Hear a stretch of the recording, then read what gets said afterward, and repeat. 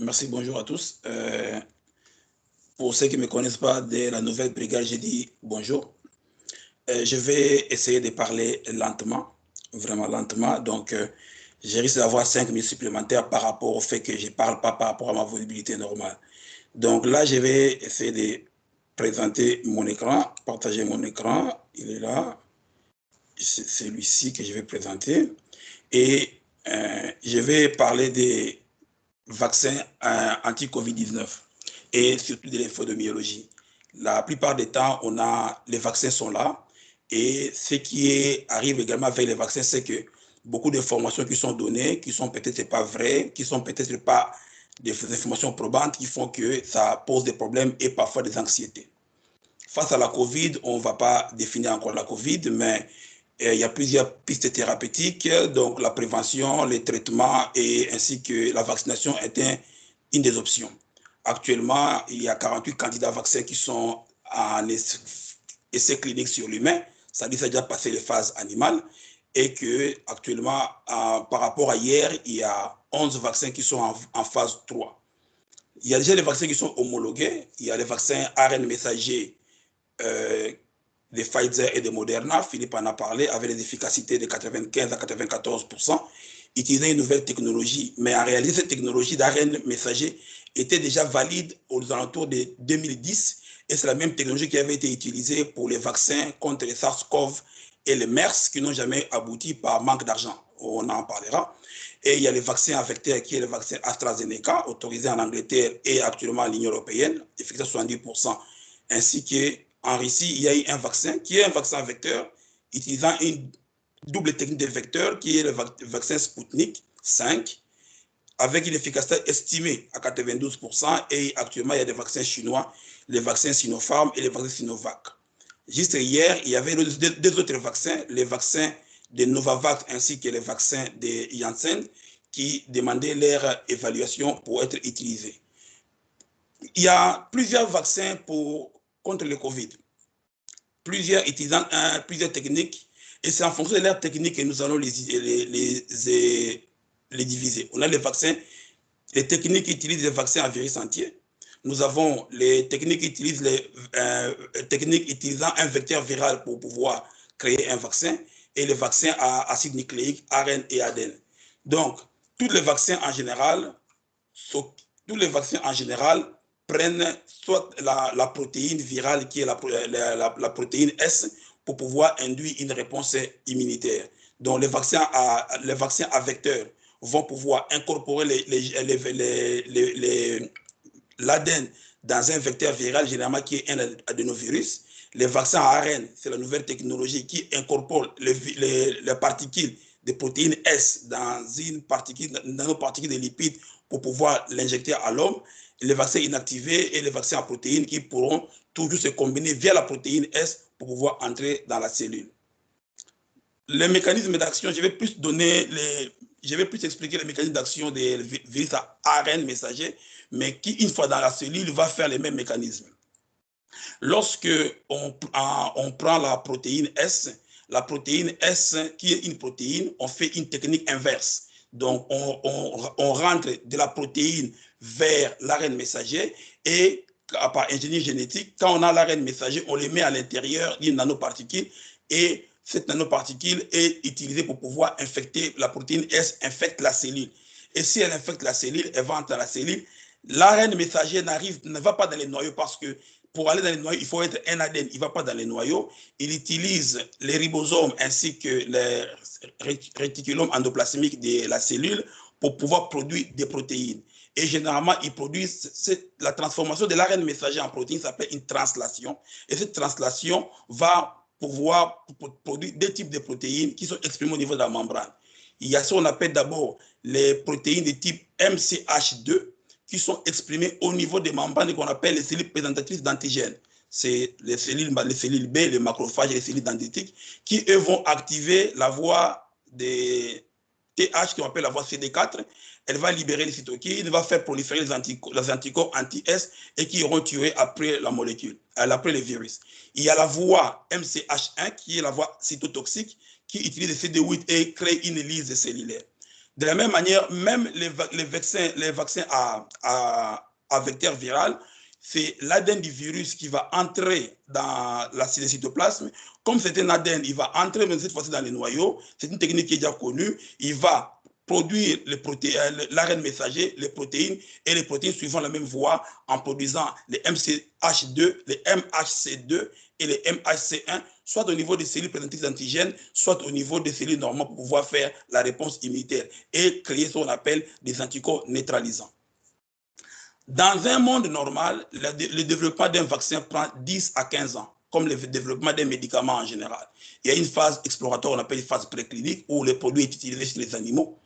Pour nous qui avons travaillé un peu en vaccinologie dans le laboratoire, généralement, on prend un groupe d'animaux, disons, je prends un exemple, 5 groupes d'animaux, 50 mâles, 50 femelles pour le groupe 1, 50 mâles pour chaque groupe. Donc, les premiers groupes, 50 mâles, 50 femelles, on leur donne un placebo, ils n'ont rien. Le deuxième groupe, 50 mâles, 50 femelles, on donne les produits à la dose qui est supposée être donnée à l'humain. L'autre groupe, le troisième groupe, on donne le double de la dose. Le quatrième groupe, on donne 5 fois la dose. Et le cinquième groupe, on donne 10 fois la dose. On va essayer de voir.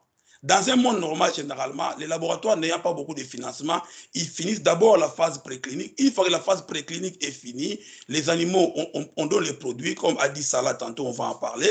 Avant que les produits ne soient donnés, on fait les prises de sang, il y a des paramètres qu'on suit à 5 minutes, 10 minutes, 30, 1 heure, 2 heures, 24 heures, 48 heures pour suivre la cinétique des anticorps. Et après, les animaux sont sacrifiés, ils vont en nécropsie pour voir s'il y a des lésions ou pas. Une fois que cette phase est évaluer. Dans un monde normal, ça prend 2 à 3 ans. On va en phase 1. La phase 1, c'est quand on commence la phase clinique chez les gens. C'est une phase où on utilise très peu de personnes avec environ 10 à 15 personnes. On va une phase, si on finit la phase 1, si le produit est bon, j'expliquerai après, ça veut dire quoi les phases, on va en phase 2 de manière continue. Si la phase 2 est bon, on valide, on va en phase 3 et enfin on produit les produits. Et une fois que le produit est validé, on cherche des financements pour commencer à produire les vaccins. Cette structure, tous les vaccins en général, prennent environ 10 à 15 ans. Mais pour le cas de Covid, les choses sont faites différemment. À cause du financement, surtout avec les programmes qu'on appelle les programmes Warp Speed, les différentes phases sont faites de manière concomitante. C'est-à-dire que pendant qu'on faisait la phase exploratoire, une fois qu'on a des résultats d'intérêt, comme on appelle les résultats d'intérêt, on fait la phase 1. Si la phase 1 commence à donner des données probantes, on fait la phase 2. Tout en sachant qu'à chaque étape, déjà, on envoyait les résultats révisés au niveau des structures d'organismes d'approbation, comme le FDA aux États-Unis, Santé Canada au Canada ou bien l'Union européenne.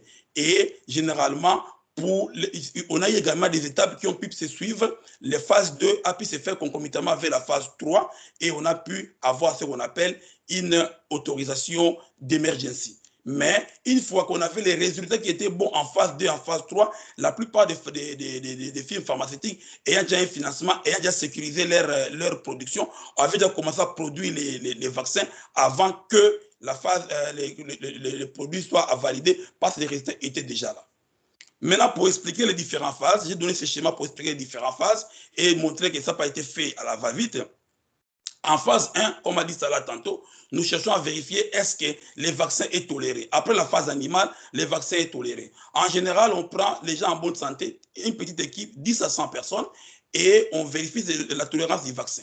Une fois que ça marche, on passe maintenant en phase 2, on veut vérifier est-ce que le vaccin fonctionne. Ce qu'on appelle est-ce que le vaccin produit ce qu'on appelle une réponse immunitaire, l'immunogénocité. À ce moment-là, on utilise un autre échantillon des personnes toujours en bonne santé entre 18 à 65 ans, allant entre 100 à 1000 personnes. Une fois que ce vaccin donne de bons résultats, on passe en phase 3 et en phase 3, on donne les vaccins pour son efficacité, vérifier ce qu'on appelle une étude multicentrique, vérifier est-ce que ce vaccin est efficace en fonction des disparités des personnes, âge, endroit, localisation, sexe, par rapport à plusieurs paramètres et donné dans la vie normale. C'est-à-dire que les gens vont à leur activité, reviennent et voir si on ne se contamine pas. J'ai montré cette diapo pour montrer que en bas, vous verrez, sur le débat de mon tableau, que AstraZeneca et Janssen avaient dit arrêter leur essai à un certain moment parce qu'il y a eu des effets de myélite qui étaient trouvés chez une femme et une autre personne avait été morte. On voulait vérifier si ce sont des effets liés au vaccin. Et la particularité, je voulais donner également qu'on a eu un vaccin en Australie, ça s'appelle un vaccin à vecteur. Ce vaccin à vecteur également utilisé était très efficace, mais pour pouvoir transformer l'ARN messager en protéines, ils ont utilisé la transcriptase inverse du VIH, ce qui a fait que lorsque on testait ces personnes-là, ils donnaient, bien qu'ils n'étaient pas malades, ils donnaient test positif au VIH. Pour éviter les confusions et la désinformation, on a été obligé d'arrêter les vaccins, d'arrêter ces vaccins-là de l'université de Queensland en Australie. Et une fois que les résultats ont été vérifiés, on a donné une emergency use approval. Et même si le vaccin est autorisé aujourd'hui, il y a toujours ce qu'on appelle la phase 4, qui est la phase de pharmacovigilance. On va continuer à monitorer les effets indésirables et les effets secondaires. Pour faire simple, par exemple, pour le vaccin de Moderna, on a donné des injections au premier jour, au 28e jour, en ayant vérifié les tests PCR au 14e jour. 30 000 participants en double aveugle, c'est-à-dire la personne qui donne les vaccins ne sait pas qui prend les vaccins et qui prend les placebos. Dans les résultats qu'il y a eu, c'est 185 positifs, c'est 185 placebos, il y a eu 30 cas positifs, et donc 30 cas sévères. Dans les vaccinés, à peine 11 positifs, il n'y a pas de cas sévères. Les vaccins étaient estimés efficaces à 94%. Comme il n'y avait pas de cas sévères dans les hôpitaux, on suppose que c'est 100% des vaccinations. Les Pfizer BioNTech également se donnent à un protocole de premier jour et 21e jour. Ils ont utilisé 43 000 participants en double aveugle avec des résultats aussi qui ont donné une efficacité à 95%. Les problèmes seraient leur conservation. Ce qui est intéressant, c'est les vaccins AstraZeneca. C'est un vaccin à vecteur viral produit par l'Université d'Oxford et la firme AstraZeneca. Ce vaccin a été donné à un protocole de deux injections et avait un test PCR au 14e jour. La particularité de ce vaccin est qu'il a été testé au Brésil, où on a donné une dose normale. Je donne un exemple, supposons que la dose normale est de 2 ml. On a pris 2 ml le premier jour, on a donné 2 ml. Et au 28e jour, on a aussi donné 2 ml. Tandis qu'en Angleterre, il y a eu un premier lot de 30 000 participants où il y a eu une erreur. C'est-à-dire au premier jour, il y a eu un problème de conditionnement. À ce moment, c'est pourquoi il y a eu des arrêts. Les vaccins, on leur a donné la dose normale, ils ont donné la demi-dose. Et au 28e jour, ils ont donné une dose normale. Quand on a trouvé l'erreur, on a repris 9 000 participants à qui on a donné la même dose. Les tests faits au Brésil, où la dose était donnée normale au premier et au 28e jour, a donné 62% d'efficacité. Et ce même test a donné 64% d'efficacité en Angleterre, qui n'est pas significativement active, différente. Mais les gens qui ont reçu une demi-dose à la première fois, où il y avait eu erreur, et une deuxième dose complète, ont eu une efficacité à 90%. Quand on a mélangé les études, on a trouvé qu'on a estimé à 70% l'efficacité. Et il a été redemandé à Pfizer de reprendre une étude sur les différents protocoles sur 70 participants qui est donné. Et certaines maisons ont trouvé que même avec 70% d'efficacité, c'était un vaccin qui n'était pas différent de l'efficacité du vaccin de l'influenza et on l'a autorisé pour pouvoir congeler les résultats après. Et si je fais un résumé pour les vaccins les plus importants, les BioNTech donné sur 43 000 personnes, 90% d'efficacité, avec les phases qui ont été superposées. Moderna, 30 000 participants et Pfizer, 23 000 participants. C'est-à-dire que l'échantillon était significatif et les tests ont suivi les protocoles qui étaient donnés.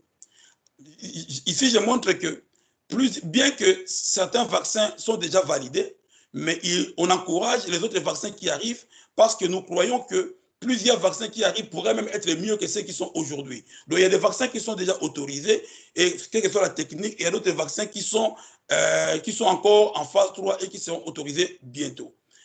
Philippe a parlé des vaccins ARN messager, donc j'en parlerai pas. Bon, on en a déjà parlé, ainsi que leur dose. Les vaccins Pfizer ainsi que les vaccins Moderna, Philippe en a parlé. La particularité que le vaccin Moderna a les programmes vaccinaux aura une particularité et que vous pourriez vous retrouver certains pays, dépendant des questions, qui ont les deux injections aux 28 jours ou les deux injections aux 21 jours pour faciliter le calendrier vaccinal dépendant. Ici à Montréal, les programmes mettent 21 jours pour qu'il n'y ait pas de disparité entre les deux vaccins. Certains pays comme la France, par exemple, mettent 28 jours. Mais j'expliquerai également qu'avec les données de l'Israël, on s'est rendu compte qu'on pourrait retarder la vaccination pour pouvoir vacciner le plus de personnes possible. On pourra en discuter si c'était possible. Le vaccin AstraZeneca, qui est le vaccin à Oxford, plutôt à vecteur, a la particularité d'être conservé à 2 degrés et 8 degrés Celsius, qui est un critère facile à faire parce que dans plusieurs pays, parce qu'ici on parle du Canada qui a les moyens, mais dans plusieurs pays du monde, la chaîne du froid prend à elle-même déjà environ 80% des financements qui n'est pas facile à pouvoir faire. Mais la particularité de ces vaccins, c'est en se basant sur ces vaccins et les autres, on s'est rendu compte que lorsqu'on donne le vaccin au premier jour, au 14e jour, c'est le schéma qui est en bas, la réponse immunitaire monte aux alentours de 90% et cette réponse va décroissant de diminuer vers le 28e jour aux alentours de 70% et cette réponse 70% est maintenue jusqu'à 42 jours. C'est ce qui a fait expliquer à certains pays que ce serait mieux de pouvoir retarder la deuxième vaccination pour permettre à ce que la première vaccination puisse couvrir et éviter de protéger la population et éviter qu'il y ait ce qu'on appelle les cas sévères. Le vaccin AstraZeneca utilise un adénovirus du chimpanzé parce que le corps humain connaît la plupart des adénovirus et produit des anticorps. Il y a d'autres vaccins qui existent, comme le vaccin russe. Le vaccin russe, c'est un bijou de technologie. Lui, il utilise des adénovecteurs pour pouvoir donner le vaccin. C'est-à-dire, la première injection n'est pas le même vecteur qui est utilisé à la deuxième injection. Parce que, pensant qu'avec le schéma en bas, avec la première injection, la réponse immunitaire, elle est là. Il faudrait pouvoir faire un reboost, mais si on utilise le premier vecteur, qui est un vecteur humain, le corps humain pourrait le reconnaître déjà, mieux vaut utiliser un deuxième vecteur pour ne pas être reconnu par les systèmes immunitaires. Le problème avec le vaccin à Sputnik, c'est qu'il y a un problème d'éthique. Vladimir Poutine a autorisé son utilisation en phase 2 avant que la phase 3 ne soit faite, utilisant la population générale de la pharmacovigilance comme étant de cobaye et pour pouvoir valider les tests directement. Ça posait des problèmes, mais actuellement, l'étude de Lugov et collaborateurs montre que leurs données donnent des résultats qui sont plutôt encourageants. Et par manque de vaccins, généralement, parce que le vaccin serait aussi un problème de géopolitique, par manque de vaccins, la Russie ainsi que la Chine ont déjà donné les vaccins au programme COVAX, dont je vais parler tantôt, pour donner les vaccins aux pays pauvres qui n'ont pas pu acheter des vaccins. La technique est celle-ci, on prend la protéine S qui est coupée, on la transforme, cette protéine, on fait une technique de reverse, on quitte la protéine RN messager à ADN, après on intègre leur ADN pour pouvoir être utilisé dans différents vecteurs. Les vaccins chinois, eux, ont utilisé une technique qu'on appelle vaccin à virus atténué. Ils ne sont pas encore arrivés au Canada. C'est un virus qu'on a atténué, soit par la chaleur, soit par des interactions avec les hormones ou autres techniques par irradiation. Et ils ont également des résultats. Les vaccins de Sinopharm donnent des résultats 79%, mais il n'y a pas de transparence. Les vaccins de Coronavac de Sinovac, lui, c'est un vaccin également inactivé. Mais il a un problème. Les études chinoises ont montré que c'est un vaccin qui est efficace à 90%. Mais un institut indépendant au Brésil, Institut Bantutan, qui a fait aussi les tests au Brésil, donne des résultats à 60%. Ça fait que cette disparité des résultats pose problème. Mais leur avantage, c'est que c'est aussi des vaccins qu'on peut conserver dans un simple réfrigérateur entre 2 et 8 degrés. Là, j'explique également qu'on laisse plusieurs vaccins arriver parce que ça permettra qu'on ait le choix d'un vaccin. Les meilleurs vaccins n'est pas forcément les bons vaccins pour tout le monde. Et nous considérons, moi je suis de cette école-là, que ces vaccins ici que nous sommes sont les vaccins de la première génération qui doivent répondre à l'urgence, ramener la vie normale, faire baisser les hospitalisations, baisser les décès, ainsi qu'arrêter la propagation. Et une fois que ces vaccins pourront être réutilisés, améliorés avec le temps, surtout qu'on va voir qu'avec les différents variants, les vaccins commencent à poser problème. Justement, les vaccins ont été utilisés. Quand les vaccins ont été produits, il n'y avait pas encore beaucoup de variants. Il faut se dire que le COVID était un virus à ARN avec les réplications, les slicing et le développement cellulaire, il y aura toujours des modifications et des mutants. Il y a plusieurs mutations, mais en vaccinologie, ce ne sont pas les mutants qui font peur, mais ce qui nous intéresse, ce sont ce que nous appelons les variants VOC, les variants of concern, les mutations qui peuvent poser problème à la santé publique. J'ai montré en une structure comment la structure de la protéine, la manière dont les bases sont faites pour que le virus puisse se coupler ou bien se coller à la cellule pour pouvoir faire son entrée. Et il y a l'étude de Ratore montre que comment la protéine S est utilisée. Et d'abord, il y a plusieurs variants. Il y a les variants qui est les variants britanniques, les B117, qui se modifient et se lient facilement aux cellules humaines, augmentant l'effectivité et la sévérité. Vous avez un autre variant qui est le variant B351, qui est le variant sud-africain, qui augmente également plusieurs cas plus infectieux et amène des cas sévères. Mais ces deux variants, Moderna et Pfizer, ont dit que leur vaccin était efficace à ça. Le variant qui pose beaucoup de problèmes, c'est le variant brésilien qu'on appelle le variant amazonien, mais c'est le P1 linéage. Lui, il est plus mortel et les données actuelles montrent qu'il est capable de pouvoir bloquer la réponse immunitaire, diminuer l'efficacité immunitaire et même empêcher les vaccins à reconnaître le virus. Et c'est pour ça que ces variants posent problème.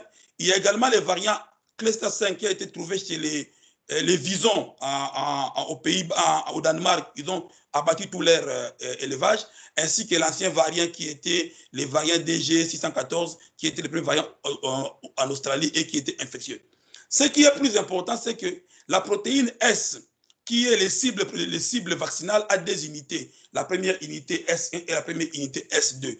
Et même si on a des mutants, si ces mutants ne concernent pas ces deux structures, la vaccination pourrait théoriquement être toujours efficace, tandis qu'il y a des craintes sérieuses par rapport aux variants brésiliens, les 20J 501 variant 3, qui lui pourrait modifier la translation au niveau de ces récepteurs et rendre les vaccins inactifs. Mais les données sont en cours.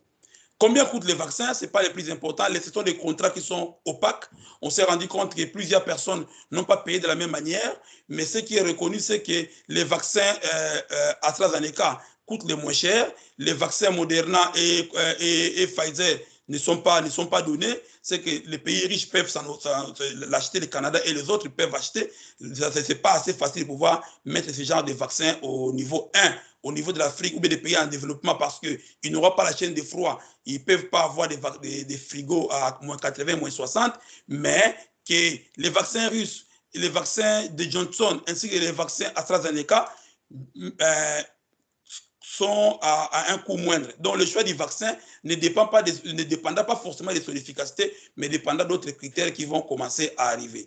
Donc pour pouvoir permettre qu'il y ait ce qu'on appelle une équité par rapport au vaccin, l'OMS a mis en place un mécanisme COVAX parce que la plupart des pays, riches ont acheté tous les vaccins. Aujourd'hui, même les gens qui sont contre les vaccins en Afrique et ailleurs dans le monde, s'ils veulent acheter les vaccins, il n'y en a pas parce que le marché a déjà été acheté. L'OMS, avec Gavi, le programme Warp Speed, veulent mettre en place des mécanismes pour pouvoir acheter des vaccins aux gens.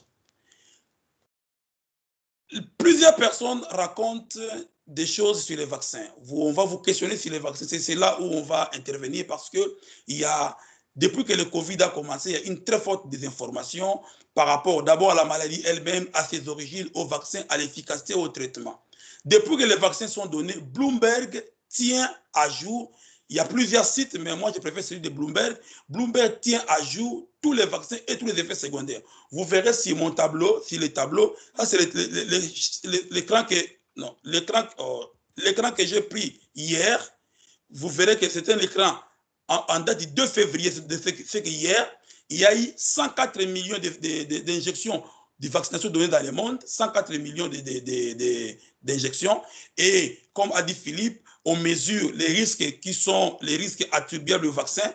Et ce sont les risques qui sont déjà là et les effets secondaires et les effets systémiques sont vérifiés. Parce que pour dire également, c'est que tout le monde se pose parfois la question, qui sera responsable?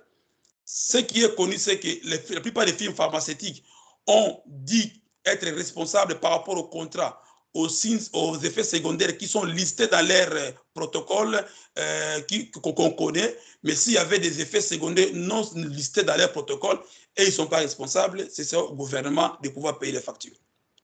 Alors, c'est quoi la désinformation? La désinformation, c'est l'ensemble d'informations. Maintenant, n'oublions pas que la COVID-19, c'est la première pandémie de l'ère moderne.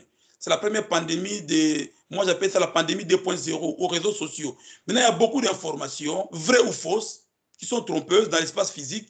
Et généralement, les gens ne se retrouvent plus, on ne sait plus quelle est la bonne information, quelle est la mauvaise information. Donc, il serait par exemple de notre responsabilité également, quand on arrive sur le terrain, de pouvoir donner la bonne information, soit en se référant sur les sites de INSPQ ou bien programme Immunisation Québec, comme Philippe l'a montré, ou bien donner la bonne information. C'est-à-dire, comme l'a dit le président de l'OMS, actuellement, on ne se bat pas seulement contre la maladie elle-même, on se bat contre les désinformations, contre les gens qui sont contre les mesures barrières, contre les gens qui sont contre les masques, parce que la désinformation est grave, elle peut amener la confusion, elle peut amener la prise inutile de risques par les gens pour qu'ils mettent en danger leur vie et la vie d'autrui. Et on s'est rendu compte que la plupart des complotistes ont un problème, c'est qu'on s'est retrouvé avec beaucoup de contestations, les anarchistes, les suprémacistes, les complotistes, tout le monde s'est mis d'accord pour combattre le Covid et en mimant la confiance par rapport aux institutions et en voulant combattre les mesures de santé publique. Pourquoi c'est arrivé? Parce que le monde a changé, les règles de l'information sont devenues différentes. Avant, il fallait avoir une presse, un journal pour lire. Aujourd'hui, tout le monde peut avoir son iPhone, son téléphone, podcast et faire son information, vraie ou fausse. Parfois, les gens qui n'ont pas les compétences techniques avérées ou bien scientifiques avérées, dont leur point de vue passe dans les médias et ils sont suivis. Parce qu'actuellement, ce qui se passe, c'est qu'on peut avoir fait une blague, comme ça s'est vu tantôt, un faux test de Coca-Cola en blaguant quelque part, ça se propage partout dans le monde à cause des réseaux sociaux. Donc, le monde, l'OMS met en place également actuellement l'infodémiologie, qui est une approche qui demandera à ce que plusieurs personnes se mettent d'accord, surtout les professionnels de santé qui ont l'information réelle. Les journalistes aussi avoir les niveaux de communication, les épidémiologistes, les gens des sciences sociales pour voir les comportements, les changements, pour pouvoir faire de la même manière que nous on fait quand on va sur le terrain, en formant les personnes pour le port de l'épi et en expliquant tous les mythes qu'il y a contre le Covid. J'avais apprécié à l'époque, Dominique avait fait une vidéo à l'époque sur les mythes Covid. En répondant à ce genre de questions, on risquerait d'arrêter la transmission d'informations fausses et de pouvoir faire la promotion de la bonne information. Et pour gérer, d'abord, j'ai dit qu'il y a beaucoup d'informations qui ne sont pas vraies sur le Covid, les traitements miracles qui sont méchants. Il y a des gens qui vont vous dire que le virus vient de Wuhan, c'est Bill Gates qui l'a créé, c'est les 5G, c'est Dr Fauci, il y a même des films pandémiques qui l'ont fait. Mais l'OMS a lancé un principe qu'on appelle « Before you share, think ». Pourquoi quand tu vois une vidéo que tu vois les gens raconter en train de sauter, disons, il y a des effets secondaires contre les médicaments, vous ne les avez pas vérifiés avant de pouvoir vérifier la vidéo, partager la vidéo, qui a fait la vidéo, pourquoi la source, quel est l'intérêt, quand ça a été visité, parce que la COVID-19, c'est la seule maladie où un article peut être publié. On a actuellement des articles qui ont été publiés il y a 3-4 mois qui sont devenus déjà caducs. Quelqu'un va prendre une vidéo qui était produite, par exemple, à l'époque où il n'y avait pas encore où on ne prenait pas les masques. Il va dire les masques sont interdits pour faire les amalgames et les sortir de leur contexte. Parfois, il y a ce qu'on appelle des fact-checking. Il y a certains sites comme, par exemple, les sites de Codex. On peut simplement prendre les sites Internet, mettre là-bas, vérifier si c'est un site qui est fiable ou pas, ou bien sur les sites des compagnies, des transporteurs, des comploteurs. Parce que danger, parfois, vous avez certains médecins, certains scientifiques qui prennent voir ça et qui donnent l'impression qu'en affirmant des faussetés, que c'est vrai et les populations y croient. Pour faire généralement, quand quelqu'un produit une information, par exemple, on dit le vaccin n'est pas bon pour la santé. On dit l'ARN messager, les vaccins ARN vont créer les OGM. Mais si tout le monde propage l'information, ça ne marchera pas. Mais si une personne vérifie que le vaccin ARN messager n'arrive même pas dans les noyaux, il ne peut même pas toucher le noyau cellulaire, il fait son cycle au niveau du cytoplasme et il n'arrive pas au noyau, ce n'est pas un OGM. Quand lui, il ne donne pas l'information, il arrête l'information qui ne sera pas propagée.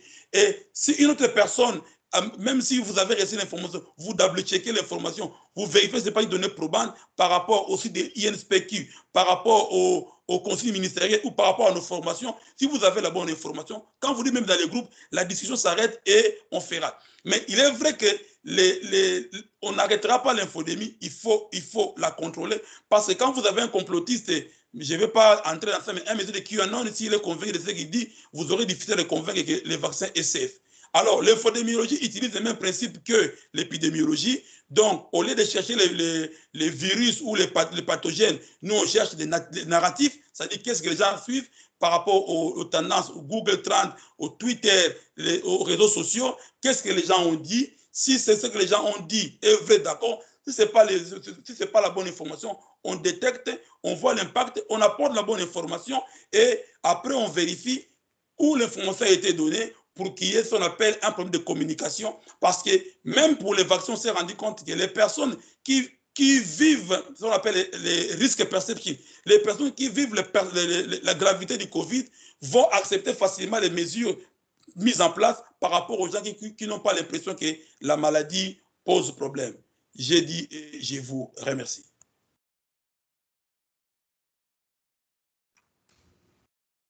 Merci beaucoup, Albert. Est-ce que qui que ce soit a des questions? Vous pouvez lever vos mains.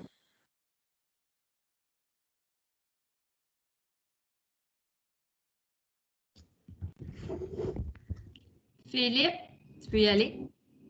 J'ai bien aimé les dernières diapositives là, par rapport à comment l'information se propage. C'est incroyable comment, évidemment, aujourd'hui, n'importe qui est un spécialiste en fin de compte et peut donner son opinion. Puis le monde entier est capable de lire ce qu'il veut. Puis c'est là que les brigades, dans votre intervention sur le terrain, vont pouvoir justement traiter cette désinformation et pouvoir ramener les gens là, où est-ce qu'ils sont.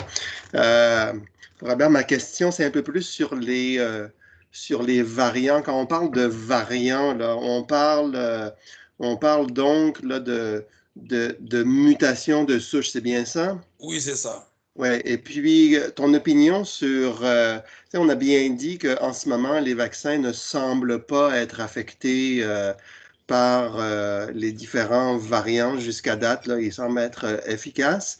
Et puis, donc, ça allait être une vaccination là, mondiale, si je peux dire, un one-shot deal, et qu'après, il n'y aurait pas de vaccination à chaque année, mais que peut-être il y aurait à un moment donné un booster là, dans 5 ans pour tout le monde pour justement replacer l'immunité mondiale là, parce qu'il y aura eu quelques petits changements. C'est quoi ta vision sur, parce que je sais que tu as travaillé en compagnie pharmaceutique là, de développement de vaccins, c'est quoi ta vision par rapport à justement ces variants et qu'est-ce qui va se passer avec la vaccination répétitive, s'il va en avoir ou si à un moment donné, est-ce que c'est possible que ce qu'il y a, le vaccin ne soit pas du tout efficace et puis qu'il faille avoir encore une vaccination nouvelle selon les variants qui vont sortir?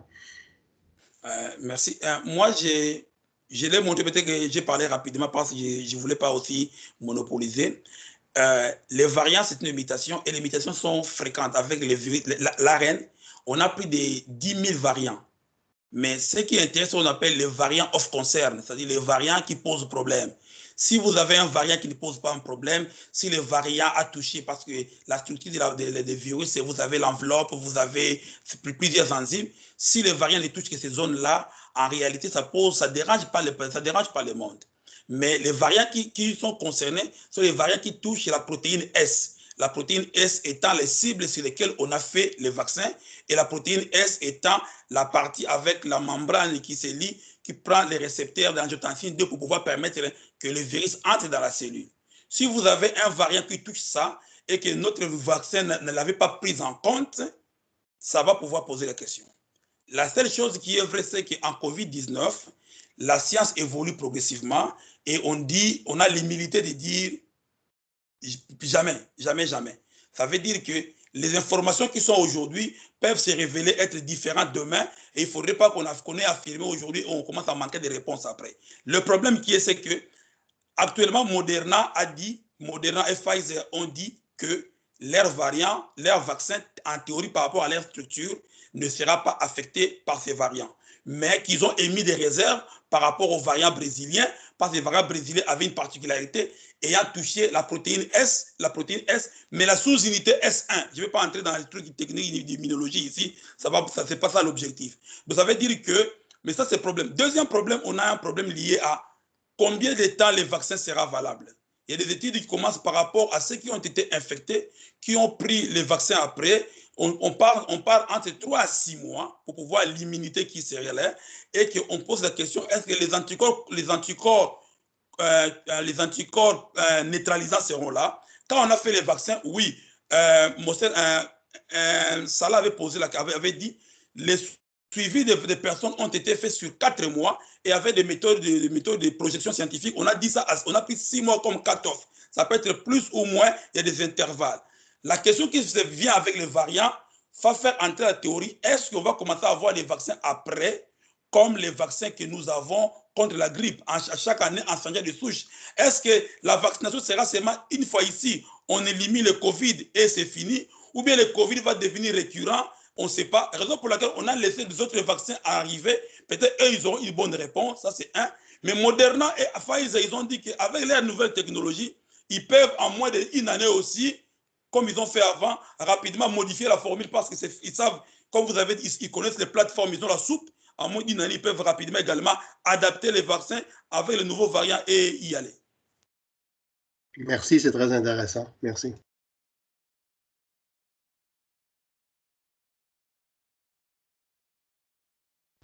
Il y a Salah qui a une question, je pense. Oui, merci. Je tenais d'abord à te remercier, Albert. Excellente présentation, vraiment bravo sur la maîtrise surtout, et très riche en même temps. Ma question, bon, c'est un peu pour Philippe également, c'est concernant la pharmacovigilance. On sait très très bien que depuis le Mediator, il y a eu le FDA, l'EMA, tout le monde a mis des obligations à toutes les pharmas de faire ce qu'on appelle le PGR, c'est le plan de gestion de risque après le lancement de n'importe quel produit pharmaceutique, entre autres les vaccins. Moi, personnellement, qui s'est fait vacciner depuis le 18 décembre, personne ne m'a contacté, je ne sais pas qu'en est-il. Est-ce que c'est le pharma qui doit s'occuper? Est-ce que c'est la santé publique? Normalement, c'est le pharma Pfizer qui devrait faire le suivi de ce programme-là. C'est une obligation. Ça, d'une part. Et je voulais juste, avant de te répondre, pour continuer à ce que Albert a répondu concernant la variance. Moi aussi, je travaille beaucoup dans l'industrie pharmaceutique et je travaille beaucoup avec les départements RD. Il faut savoir que tout ce qui est mutation, tout ce qui est des variantes qui peuvent exister, le produit est toujours efficace. C'est juste que le pourcentage d'efficacité qui est peut-être va baisser d'une variante à une autre. Mais l'efficacité, elle reste toujours. Qu'importe le type de variante les mutations qui vont se faire. C'est juste pour préciser ça. Et merci.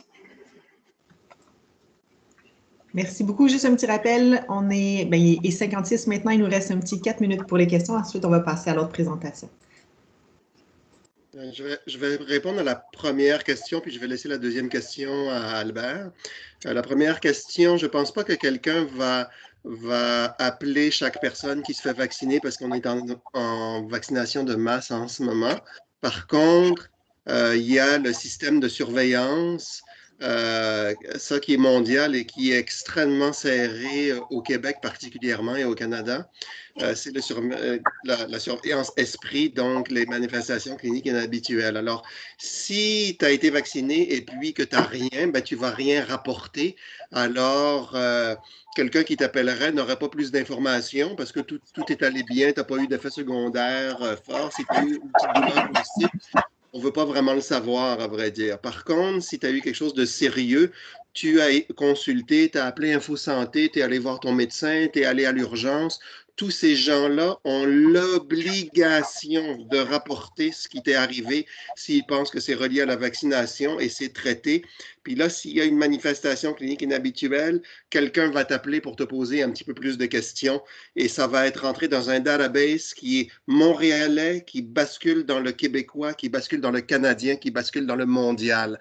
La surveillance vaccinale pour le COVID-19, comme tout autre vaccin, est fait mondialement par ce système de surveillance-là.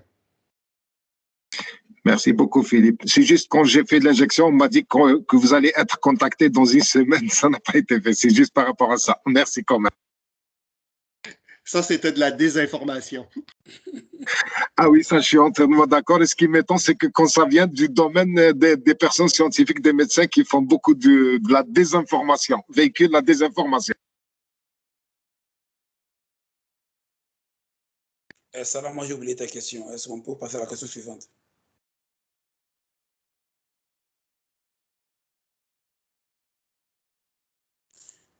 Salah, j'ai oublié la question. Je crois pas que tu m'avais posé. Je crois pas que tu m'avais posé. Non, je voulais juste renforcer. C'était pas une question, c'était juste. Oui, justement, c'est ça. C'est ce que j'ai compris. Oui, non, c'est juste pour renforcer qu'il y a toujours une efficacité du produit, quelle que soit la variante. Merci beaucoup. Merci, c'est vrai. Merci beaucoup. Sarika, tu as la parole. Oui, Roxane, est-ce que tu avais fait le suivi des mains? Je sais qu'il y en a plusieurs. Non, pas encore. Puis je vois le temps qui défile. Je sais que Jean-François doit également parler. Est-ce que, dans le fond, on serait mieux que les questions qui sont sur le chat, Albert puisse y répondre directement au chat? Parce que je vois que Noël a levé sa main et Jean-Claude aussi. Je pense que c'est un bon plan, en effet.